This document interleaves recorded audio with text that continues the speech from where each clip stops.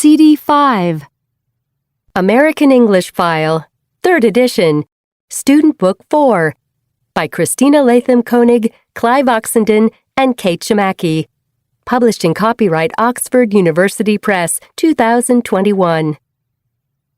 9.1. The first point to bear in mind is that nothing is ever free. How often have you seen ads saying things like, "Get a free Bluetooth speaker when you subscribe to our magazine for 6 months"? There's something about the word free that immediately attracts us. I want it. It makes us feel clever, as if we're going to get something for nothing. But, of course, that Bluetooth speaker, which, incidentally, will probably break the second time you use it, wasn't free at all. In spite of what the ad said, its price was really included in the magazine subscription. So, don't trust any ad that offers something for free. A second trick that advertisers use is when they tell us, "There are only a few left. Buy now while supplies last." What happens to us when we read or hear these words? Even though we don't really need the products, and maybe don't even like them, we immediately want to be among the lucky few who have them. But let's be clear about this. Companies just don't run out of products. Do you really think the manufacturers couldn't produce a few more if they thought they could sell them? Of course they could.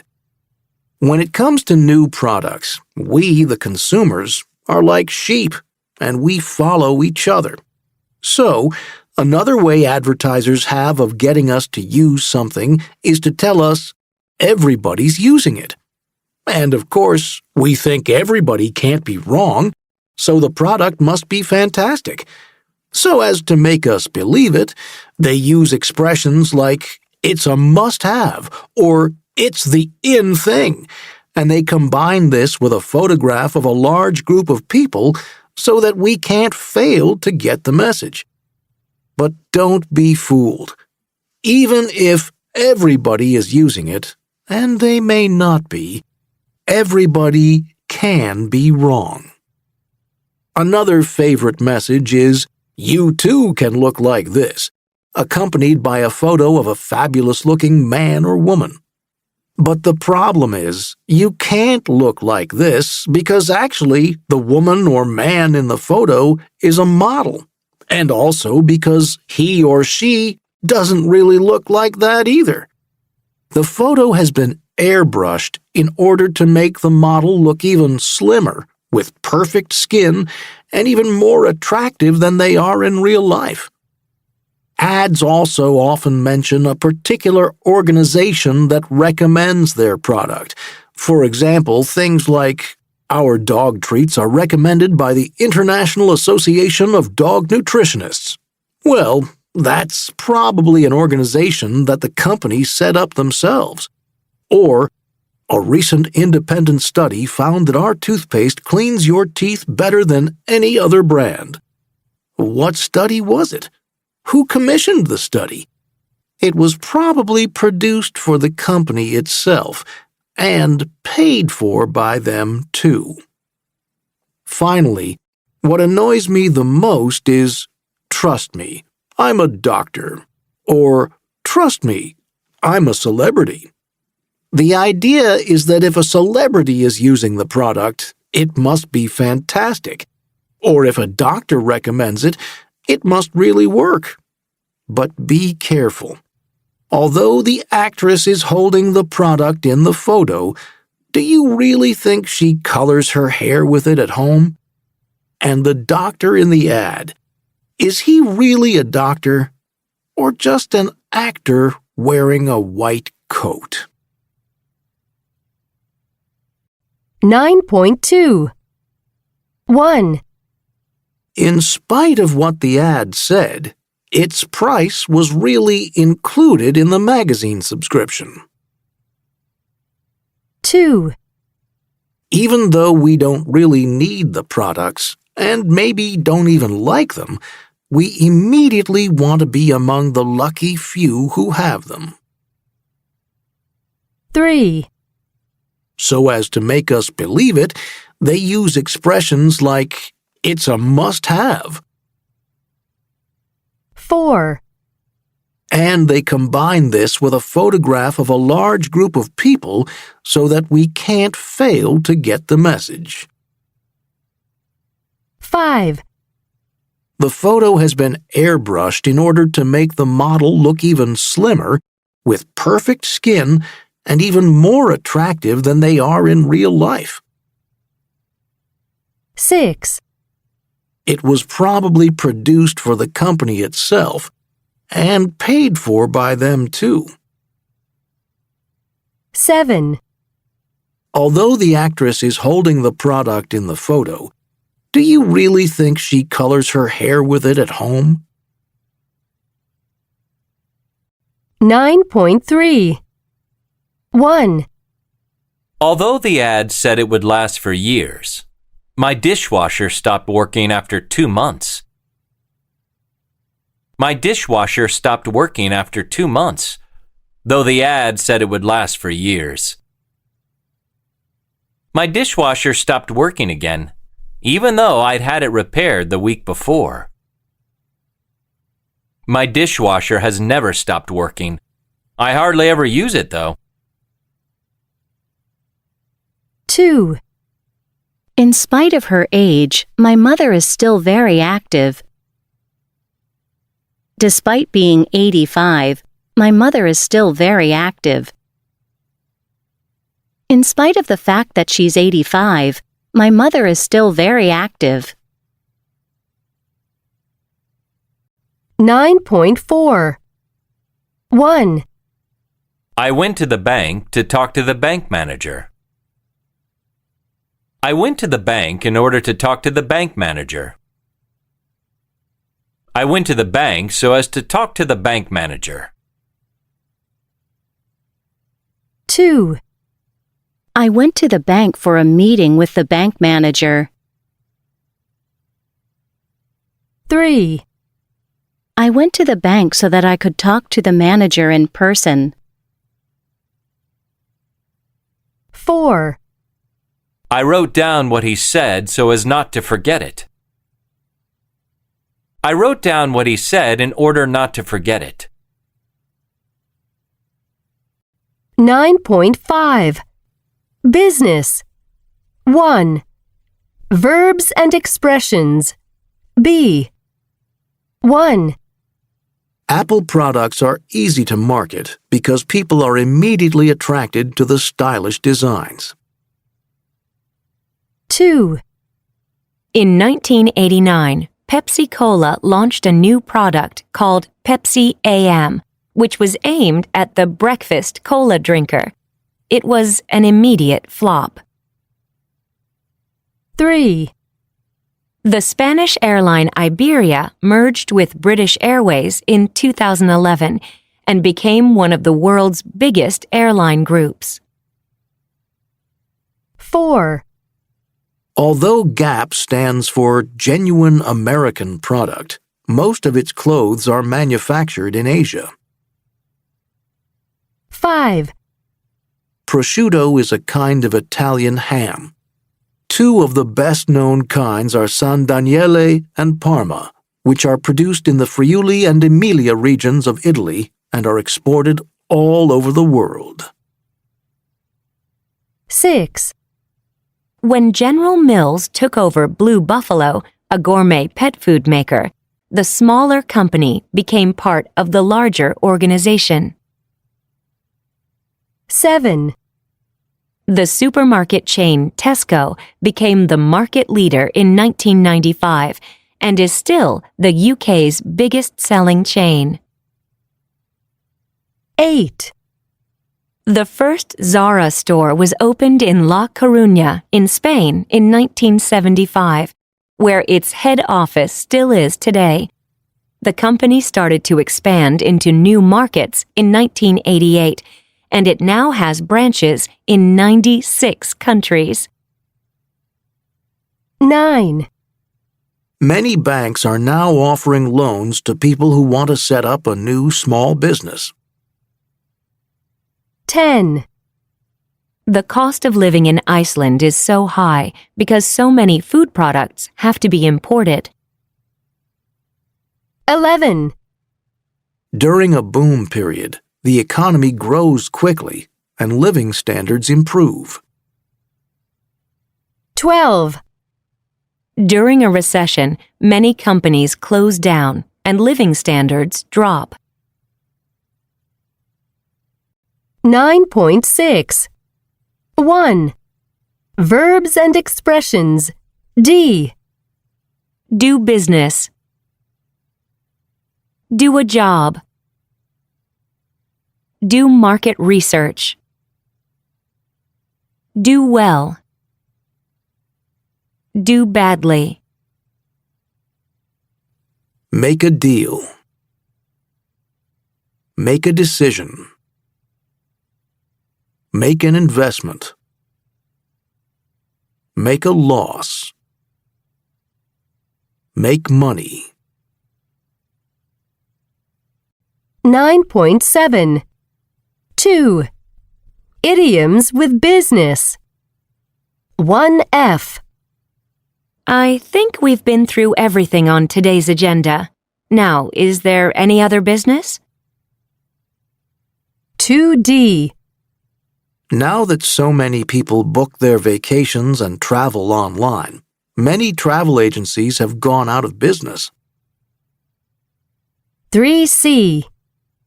Let's get down to business right away. We'll take a break in an hour or so. 4E. She looks very determined, like a woman who means business. 5B. What are you doing? I'm sorry, but it's none of your business. 6H. Is he your new boyfriend? Mind your own business. 7A. He arranged to meet his ex-business partner because they had some unfinished business.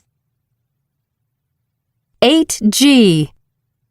Why are you taking your tennis racket on a work trip? It's never a good idea to mix business with pleasure. 9.8. 1. We export to customers all over the world. 2. One of our main exports is cheese. 3. Sales have increased by 10% this month. 4. There has been a large increase in profits this year. 5. The new building is progressing well. 6. We're making good progress with the report. 7. Most toys these days are produced in China. 8. The demand for organic produce has grown enormously. 9.9. 1. I think I'd have to say Venice in Italy. 2. The most beautiful city I've been to recently is probably Curitiba, which is in southern Brazil. 3. The most beautiful city I've ever been to is Banff in Alberta, Canada. 4. I know lots of beautiful cities, and I wouldn't choose one above all the others, but one I always love going back to is Edinburgh in Scotland. 5. The most beautiful city I've been to is Kyoto in Japan. 9.10. The Rialto Bridge. The Grand Canal. The Wire Opera House. The Bosque Alamo. The White Museum. The Scotsman Steps. The River Leith. The Kinkakuji Temple. 9.11. 1. I think I'd have to say Venice in Italy. In spite of all the tourists, all the cliches, I still think it's the most beautiful city I know. I always remember the first time I went. I arrived by train, and we stepped out of the train station, and suddenly it was all there. The canals, the wonderful old buildings. What makes it beautiful for me is the light, the combination of the reflections of the churches and palaces in the water, the wonderful winding streets alongside canals, which are all different but also all similar. Oh, it's an incredibly easy city to get lost in. And of course, the fact that there are no cars, no traffic. I fell totally in love with it that first time, and I've been back since then and loved it just as much. It's difficult to think of just one thing to see. I mean, Piazza San Marco is beautiful, the Rialto Bridge. But I wouldn't say they were the things I remember the most. I would actually say just wander, without a map or a goal, and get lost. Everything is beautiful. The one thing I'd say to do is go on a vaporetto, a water bus, down the Grand Canal. I don't think gondolas are worth it. They're ridiculously expensive, and you can enjoy everything just as much on a vaporetto. 2. The most beautiful city I've been to recently is probably Curitiba, which is in southern Brazil. I think one of the things I liked about it most was it's described as the greenest city on earth. And they've really focused on creating a quality public transportation system. There's a huge number of parks in Curitiba. In fact, there's so much grass that the local authority uses sheep to cut the grass, not lawnmowers. And I just think that what I like about it is their commitment to trying to make the city an environmentally friendly place to live. One place you need to see there is the Wire Opera House, which it's built in the middle of an artificial lake in the middle of a park. And it's built out of steel tubes. It's really extraordinary and beautiful, I think. And if I had to recommend one thing to do, I'd say go for a walk in the Bosque Alamo. It's one of the wonderful parks in Curitiba. And visit the free environmental university that is built up in the trees just nearby. Its mission is to educate people about the environment, and I just think that's a wonderful goal to have. 3. The most beautiful city I've ever been to is Banff in Alberta, Canada. Well, it's not really a city, it's really more like a town. But anyway, it's one of my all-time favorite places to visit. What makes it beautiful for me is that it looks like it came out of an old Western movie. There are old, rugged buildings that aren't too tall, and it has a rustic feel. Kind of like you might see a cowboy riding a horse along the main street at any given moment, and the whole place is like that. There aren't any modern skyscrapers in Banff, but what does catch your eye is that the town is surrounded by gorgeous snow-topped mountains. There are lots of things to do. There's a great museum, the White Museum, and there's good shopping. But I think that the town is just amazing to look at. And also, there are very few cars, so you can just walk around. I'd suggest walking along the Bow River. Or, if you're more adventurous, you can rent a canoe and paddle in the river. Something everyone who visits Banff needs to do is take the gondola up Sulphur Mountain, find a comfortable chair on the deck of the visitor center at the top, order something to eat and drink, and take in the view of the town below nestled in the mountains. It's amazing. 4.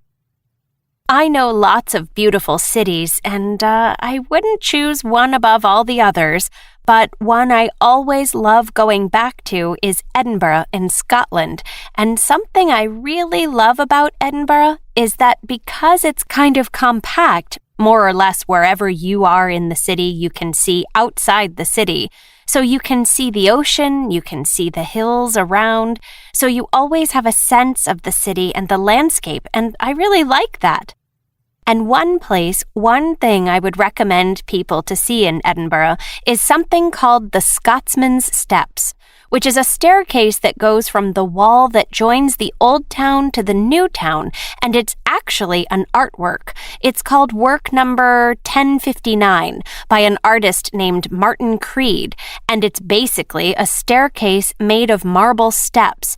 Each one is a different color marble, so you really have a feel of going somewhere. You're going from one color to the next, and I love that place. And something I would do in Edinburgh would be to walk along the River Leith either way, either from the port of Leith up into the city or the other way, because it's like a secret part of Edinburgh, and you see Edinburgh from a different perspective. 5. The most beautiful city I've been to is Kyoto in Japan. It's a really wonderful place because it's a mix of, well, like many Japanese cities, very, very modern buildings and a lot of traditional temple areas as well. And you can walk down any Japanese shopping street and find a big supermarket or a modern office building next to a little temple where you step back in time many centuries. The one place that I would recommend that you see is the Kinkakuji Temple. That is a very, very famous tourist site. It has a golden pavilion in the middle, and it's the most wonderful place. It gets very, very busy, but I was lucky enough to visit it when I lived in Japan, and I was able to stay with a friend and go there very early in the morning to avoid the crowds. One thing you need to do if you go to Kyoto is to try to stay not in a modern hotel, but in a ryokan, which is a traditional Japanese guest house where you can sleep on tatami matting and have Japanese breakfast, which is rice, eggs, fish, and seaweed. 9.12. 1. The weather is fantastic there, and there's very little traffic, so you can walk everywhere. The scenery is beautiful here, but it's spoiled by all the trash people leave. 2. Could you give me some advice about where to stay? One useful piece of advice is to get a Metro card. 3. The new opera house is made mainly of glass.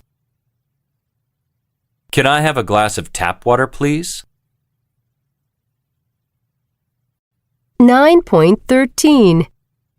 1. One of the best museums is on the outskirts of the city. My clothes are filthy. I'll put on some clean pants. I'll put on a pair of clean pants. 2. The hotel staff is very efficient. The cabin crew is coming around with the snack cart in just a few minutes. 9.14. Word building. 1. Prefixes and suffixes that add meaning. B. 1G. Mumbai is a very overcrowded city. 2C. Tokyo was one of the first megacities. 3D. This part of the city is very poor and underdeveloped. 4B. London is a very multicultural city with many different races and religions. 5J. The quickest way to get around New York is on the subway. 6H. Many people in Montreal are bilingual. They speak English and French. 7E. If you want to avoid the traffic jams in Bangkok, take the monorail. 8F. The autopilot was turned on after the plane had taken off. 9A. Vandalism, especially breaking public property, is very antisocial behavior. 10K. I misunderstood the directions, and now I'm completely lost. 11I. He's earning a postgraduate degree in aeronautical engineering. 9.15. D. 1D. There are a lot of homeless people in this city. The situation is hopeless. 2A. Be careful how you drive. The instructions were very useful. 3C. The police usually wear bulletproof vests. My watch is waterproof. 4B. Their new laptops are completely unbreakable. I don't think the tap water here is drinkable. 9.16. 2. Nouns formed with suffixes. Intention. Reduction. Employment. Entertainment. Excitement. Government. Improvement. Friendliness. Loneliness. Ugliness. Weakness. Absence. Distance. Ignorance. Violence. Racism. Vandalism. Brotherhood. Childhood. 9.17. 3. Nouns that are different words. 1. Lose. Loss. 2. Die. Death. 3.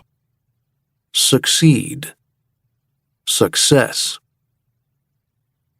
4. Think. Thought. 5. Believe. Belief. 6. Hot. Heat. 7. Strong. Strength. 8. Hungry. Hunger. 9. High. Height. 10. Wide. Width. 9.18. Accommodation. Antisocial. Bilingual. Entertainment. Government. Homeless. Loneliness. Multicultural. Neighborhood. Overcrowded. Poverty. Underdeveloped. Unemployment. Vandalism. 10.1. 1.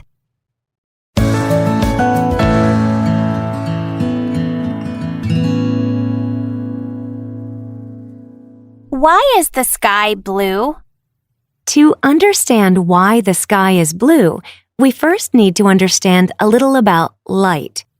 Although light from the sun looks white, it's really made up of many different colors, as we see when they are spread out in a rainbow.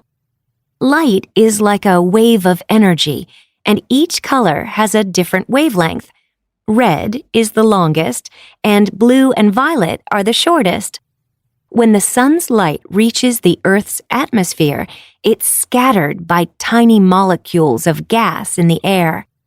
Shorter wavelengths, violet and blue, are scattered the most widely, and our eyes are much more sensitive to blue than violet, so we see more of the blue light than the other colors.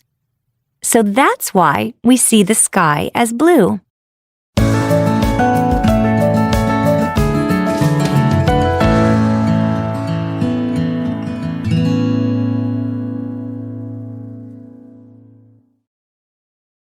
Two.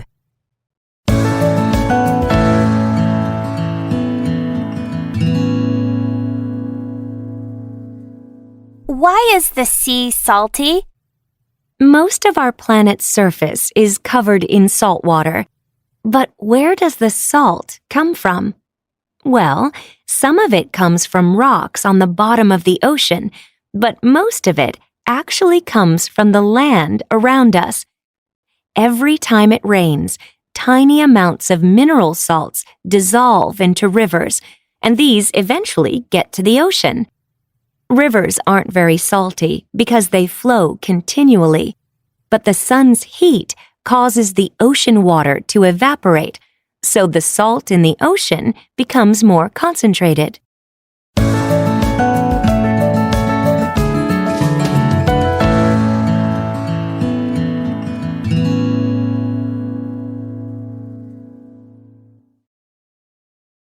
Three.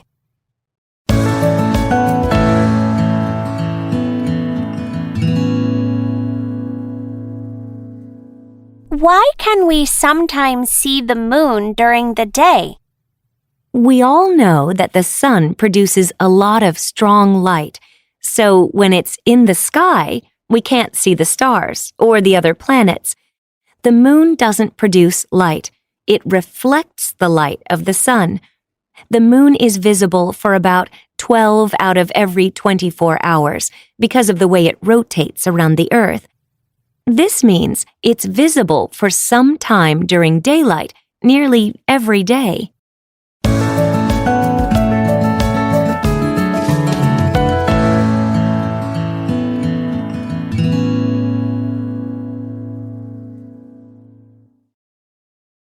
Four.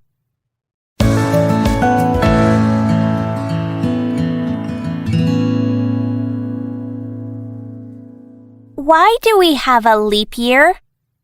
A year is the amount of time it takes the Earth to go around the sun, and we've divided our calendar year into 365 days. However, it actually takes the Earth 365 days, 5 hours, 48 minutes, and 45 seconds to go around the sun. To deal with this difference, we add 1 day, 24 hours, to our calendar every 4 years. This adjustment is not exactly correct because it effectively adds 6 hours per year rather than the exact amount of the difference.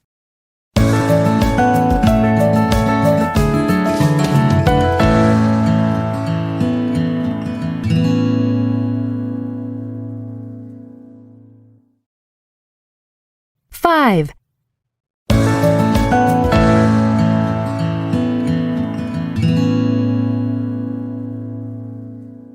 Why do we blink? A blink of an eye lasts only 1/10 of a second. Every time you blink, your eyelids spread fluid across the surface of your eyes to keep them moist and also to stop them from getting dirty. Blinking also keeps eyes safe from things that might damage them, such as bright light and sometimes bigger objects coming into our eyes, like a small insect. Blinking stops the activity in your brain that detects changes, so you never notice that you actually stop seeing for a very short time when you blink.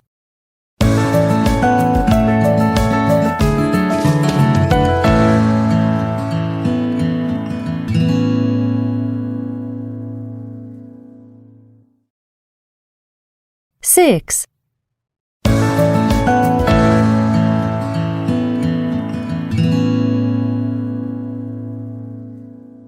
Why does cutting onions make us cry? For a vegetable, onions have very complicated chemistry.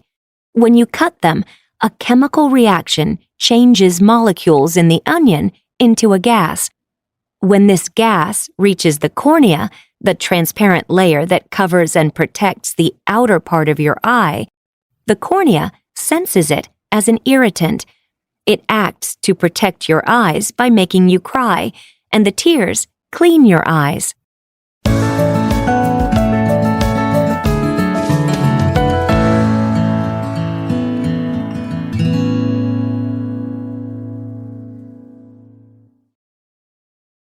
Seven.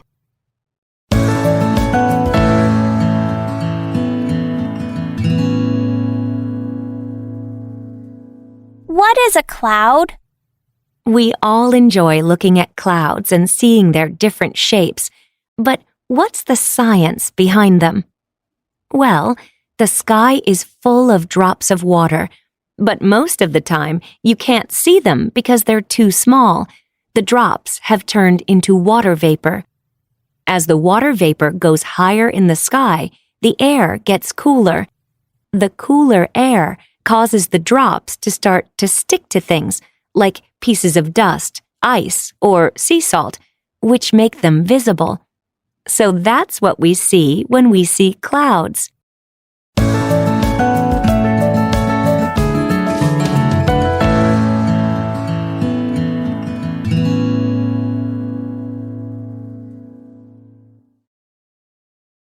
Eight.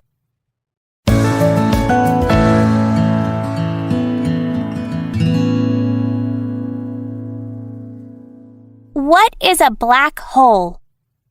This is another physics question. A black hole is caused by gravity. There are places in space where gravity pulls so hard that even light cannot get out. The reason that gravity is so strong in a black hole is that a lot of matter, that's physical stuff, has been compressed into a tiny space. A lot of matter has a high mass, and this creates a strong gravitational pull. Inside a black hole, space is falling faster than light, which is why light can't escape.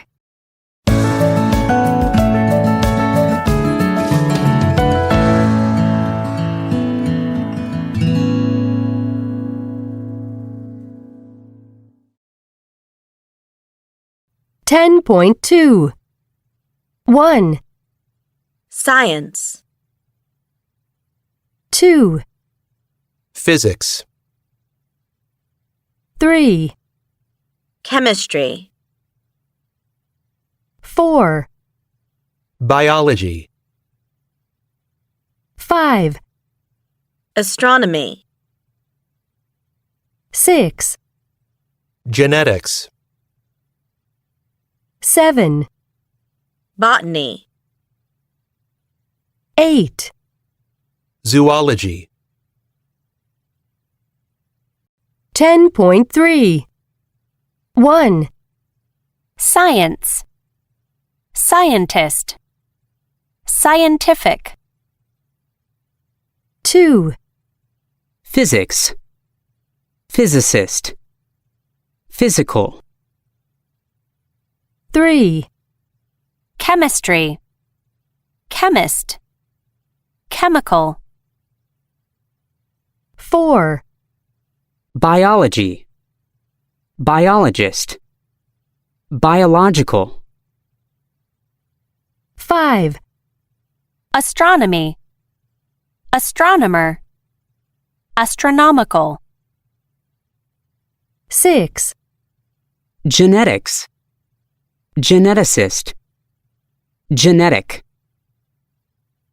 7, Botany. Botanist. Botanical. 8, Zoology. Zoologist. Zoological. 10.4. 1, Genetically modified. 2, Botanical gardens. 3, Chemical reaction. 4, Human biology. 5, Physical energy. 6, Astronomically expensive. 10.5. 1, Scientists carry out experiments in a laboratory. 2, Archimedes made an important discovery in his bathtub. 3, Isaac Newton's experiments proved his theory that gravity existed. 4, Before a pharmaceutical company can sell new drugs, they have to do tests to make sure they are safe. 5, Scientists have to do a lot of research on the possible side effects of new drugs.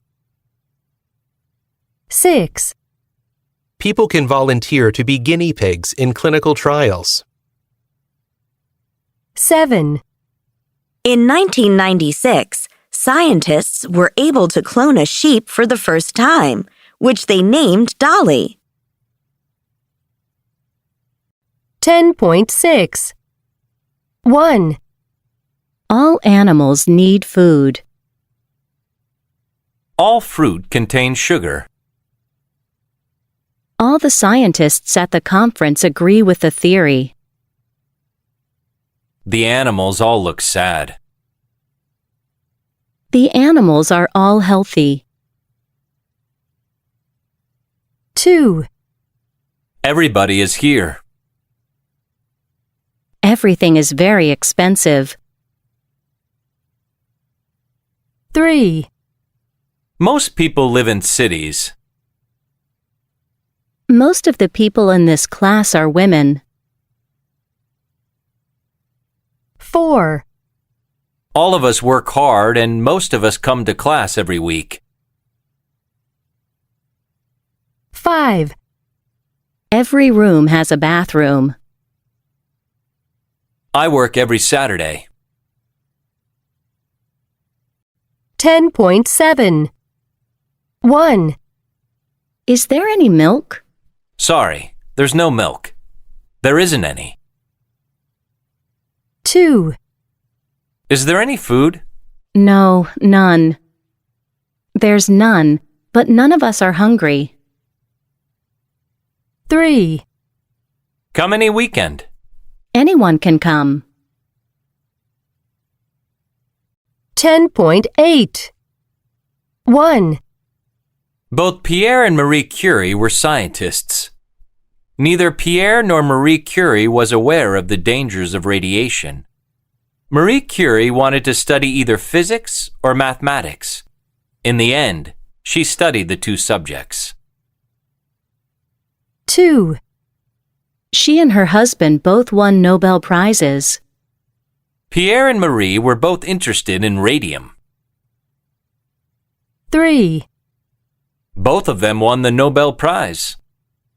Neither of them realized how dangerous radium was. 10.9. 1, In direct current, the electrons move in only one direction. 2, Helium gas can be found in both liquid and solid form. 3, Adult giraffes remain standing all day. 4, Of all the water on our planet, hardly any of it is found underground. 5, Snakes eat either other animals or eggs. 6, A diamond can be destroyed only by intense heat. 7, The human brain can continue to live without oxygen for nearly 6 minutes. 8, In our solar system, Pluto is no longer considered to be a planet. 9, When we breathe out, some of that air is oxygen. 10, An individual blood cell makes a whole circuit of the body in nearly 60 seconds. 10.10, It's one small step for man, one giant leap for mankind. 10.11, When Neil Armstrong became the first man to walk on the moon on July 20th, 1969, a global audience of 500 million people were watching and listening. As he climbed down the steps from the spacecraft and stepped onto the moon, they heard him say, "That's one small step for man, one giant leap for mankind." It seemed like the perfect quote for such a momentous occasion. But from the moment he said it, people have argued about whether Armstrong got his lines wrong and made a mistake. James, tell us about it. Well, Armstrong always said that he wrote those words himself, which became some of the most famous and memorable words in history, during the time between landing on the moon and actually stepping out of the capsule onto the moon. That was almost 7 hours. And so what is the controversy about what Armstrong said when he stepped down the ladder onto the moon? The question is, did he say, one small step for man, or one small step for a man? That's to say, did he use the indefinite article or not? It's just a little word, but there's a big difference in meaning. Armstrong always insisted that he wrote, one small step for a man, one giant leap for mankind. Of course, this would have been a meaningful sentence. If you say, a man, then it clearly means that this was one small step for an individual man, i.e. himself, but one giant leap for mankind. That's to say, men and women in general. But what everybody actually heard was, one small step for man, one giant leap for mankind, with no indefinite article. And that sentence means, one small step for people in general, one giant leap for people in general. And that doesn't really make sense. So did he just get the line wrong when he said it? Well, Armstrong himself was never sure if he actually said what he wrote. In his biography, First Man, he told the author, James Hansen, "I must admit that it doesn't sound like the word is there. On the other hand, certainly the was intended because that's the only way it makes sense." He always regretted that there had been so much confusion about it, but almost 4 decades later, Armstrong was proved to be right. Peter Shan Ford, an Australian computer expert, used very high-tech sound techniques to analyze his sentence, and he discovered that the was said by Armstrong. It's just that he said it so quickly that you couldn't hear it on the recording that was broadcast to the world on July 20th, 1969. Was Armstrong relieved to hear this? Yes, he was. I think it meant a lot to him to know that he didn't make a mistake. 10.12, 1, My neighbor just got a dog and a cat. The dog is an Alsatian and the cat is a Siamese. Jack got into the car and drove to the courthouse. 2, Children are often better than adults at new technology. I don't like sports or classical music. 3, Last night I came home late and went straight to bed. 10.13, My son is in high school. They're building a new high school in my town. He was sent to prison for 2 years. My grandmother used to work in the prison as a nurse. 10.14, 1, South Korea is in East Asia. 2, Macy's is one of the most famous department stores in the U.S. 3, Lake Maracaibo and Lake Titicaca are both in South America. 4. The Danube River flows into the Black Sea. 5. The Metropolitan Museum is located on Fifth Avenue in New York. 10.15. Elizabeth I. A. I know I have the body of a weak and feeble woman, but I have the heart and stomach of a king, and a king of England too.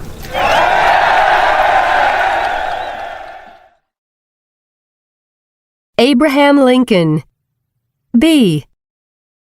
It is rather for us to be here dedicated to the great task remaining before us, that from these honored dead we take increased devotion to that cause for which they gave the last full measure of devotion, that we here highly resolve that these dead shall not have died in vain, that this nation, under God, shall have a new birth of freedom, and that government of the people, by the people, for the people, shall not perish from the earth.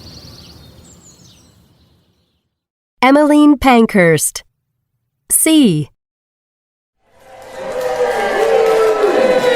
The title of my speech today is The Laws That Men Have Made. Men politicians are in the habit of talking to women as if there were no laws that affect women. The fact is, they say, the home is the place for women. Their interests are the rearing and training of children. These are the things that interest women. Politics have nothing to do with these things, and therefore politics do not concern women. Winston Churchill. D. John F. Kennedy. E. And oh, my fellow Americans, ask not what your country can do for you, ask what you can do for your country.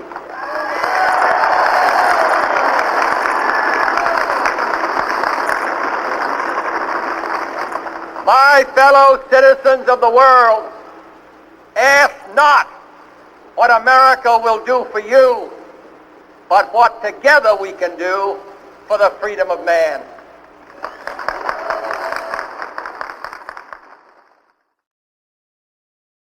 Martin Luther King Jr. F. I have a dream. My poor little children will one day live in a nation where they will not be judged by the color of their skin, but by the content of their character. I have a dream today.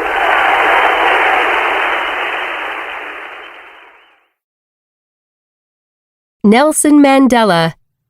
G. I have cherished the idea of a democratic and free society in which all persons live together in harmony and with equal opportunities. It is an ideal which I hope to live for and to achieve. But if needs be, it is an ideal for which I am prepared to die.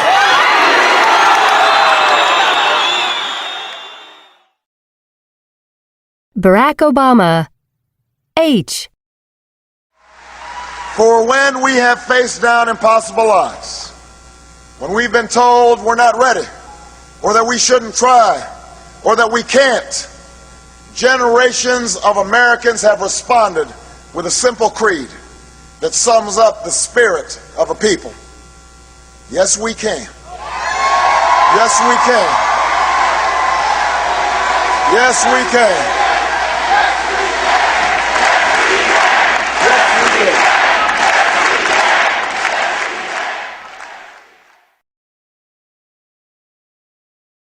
10.16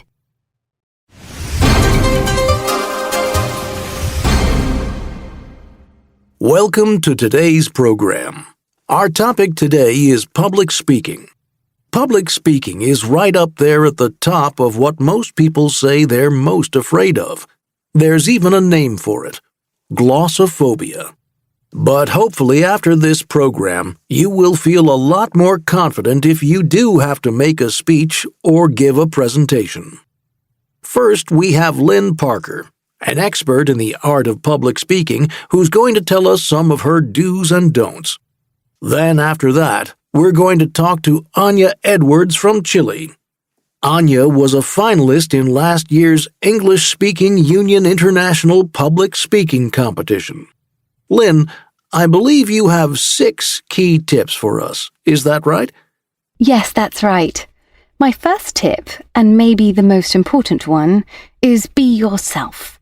This applies both to how you speak and to what you actually do on the stage, whether that's standing up, sitting down, or moving about. Do what you feel comfortable with. The only don't regarding how you are on stage, I'd say, is try not to continually walk up and down, because this tends to distract people from what you're saying. Yes, I find that distracting, actually. Second, if you're using PowerPoint, don't just type out your talk. You want people to listen to what you're saying, not to read ahead. Slides are best for illustrating your talk or for drawing attention to a point. Pictures are often better than words, but if you use words, do keep it short, and do remember the 10-20-30 rule. Do you know what that is? No. Do tell us. The 10-20-30 rule is that the ideal presentation should have 10 slides, last 20 minutes, and never have a font size on the slides that's less than 30 points. Great. That's an easy one to remember. And tip number 3? Maintain eye contact with your audience, whether it's to 500 people in a room or 20 people in a classroom or around a table. Don't spend the whole talk looking at your notes or slides. How can you maintain eye contact with 500 people? Well, you can't with all of them, of course, but a good technique is to scan the audience occasionally from side to side and front to back to give the impression you're talking to everyone. Number 4? Rehearse, rehearse, rehearse. In front of a mirror, or even better, video yourself. It will make you aware of how you use your hands and body, and even what clothes look right. Number 5? Include a couple of good sound bites. Whenever you hear something good, write it down, because you might be able to use it later. So, sound bites rather than stories or examples? Well, no, not instead of.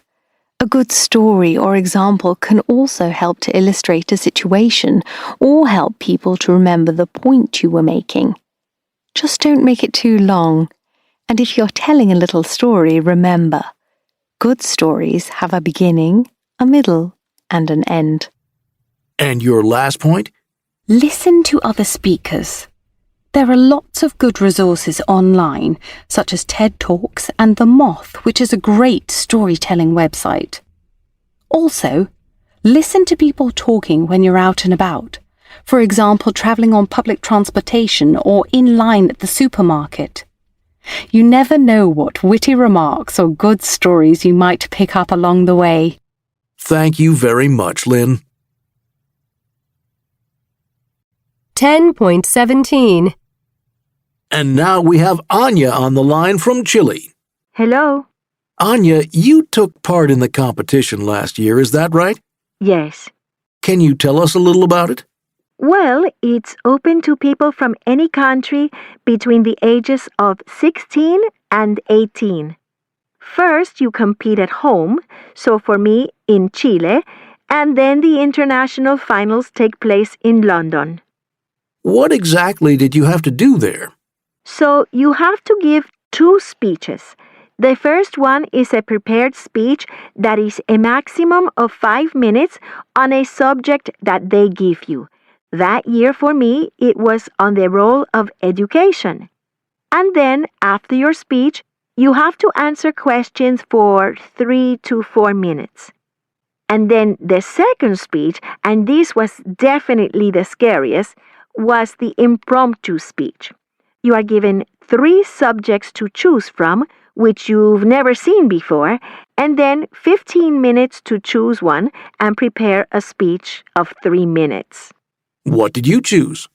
I chose the title, To Be Grown Up is a State of Mind. Were you nervous? I was nervous, very nervous. But then I've never not been nervous before speaking in front of an audience.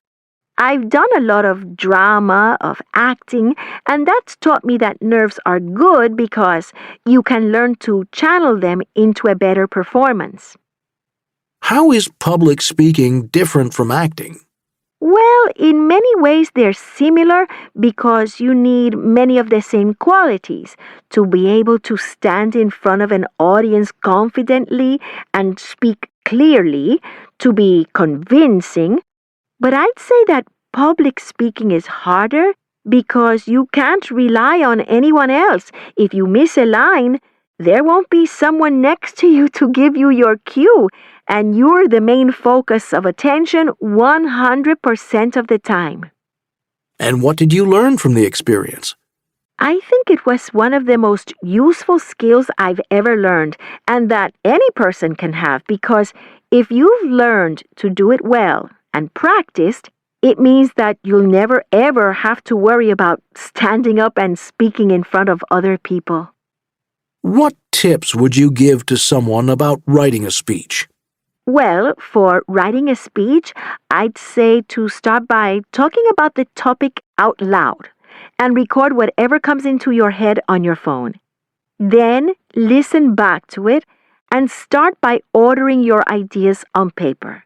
And if you think the subject you have to talk about is a little dry, try to come up with some anecdotes to illustrate it. Also, use plain, simple language. Vocabulary that's too complicated puts people off. And to deliver it? I agree entirely with Lynn about being authentic, about being yourself. If you want your speech to be effective, people need to believe what you say. And in order to convince them, you need to be convinced yourself. 10.18 B. Backwards and forwards. Cause and effect. Forgive and forget. Health and safety. Live and learn. Thunder and lightning. Pros and cons. Peace and quiet. Supply and demand. Short and sweet. C. Right or wrong. Now or never. More or less. Sooner or later. All or nothing. Once or twice. Dead or alive. Rain or shine. 10.19 Good afternoon, everyone, and thank you for coming. I'm going to talk to you today about one of my hobbies, baking. I've loved baking since I was a child. My grandmother taught me to make simple cookies and cakes, and later, when I was a teenager, I watched a lot of TV shows and online videos to learn how to make more complicated ones. What I like about baking is that it's very creative, and it makes other people happy. 10.20 1. Are there any brands that you think have a really good logo or slogan?